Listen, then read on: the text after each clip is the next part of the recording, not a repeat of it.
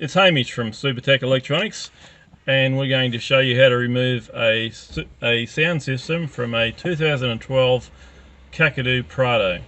Now we're going to start by removing the head unit, and the first part we're going to remove is this section here.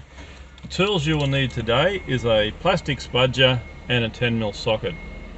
Alrighty, let's get started. Okay, so the first section we're going to remove is this section here. And we're going to get our spudger under there and find a little gap, and same with this part here, and that whole section will come out.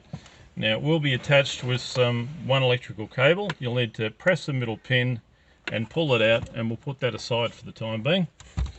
And the next section we're going to remove is the head unit. That's held in with 4 10mm bolts, and you'll need to remove all of those. Once you've done that, this whole section will come out, and it's going to come out with a bit of a clunk. It is held in with clips. Don't be afraid to give it a good hard pull. And they're the clips you're fighting against when you're trying to pull it out. And you'll need to remove all the electrical cables. Once again, just push the center pin and pull them towards the front of the vehicle, and they will disengage.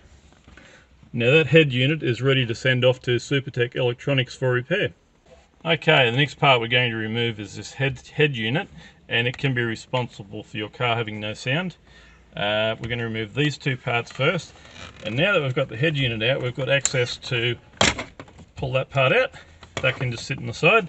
Same with this side, and that can just sit down there. And then we're going to remove this part here. It's just held in with clips, and it is plugged in with some electrical cables. You'll need to press the middle pin, pull it towards the front, and that'll get that out of the way for the time being. Okay, now we're at the head unit. It will be held in with 4 bolts. You'll need to undo those. Once you've done that, this will come out.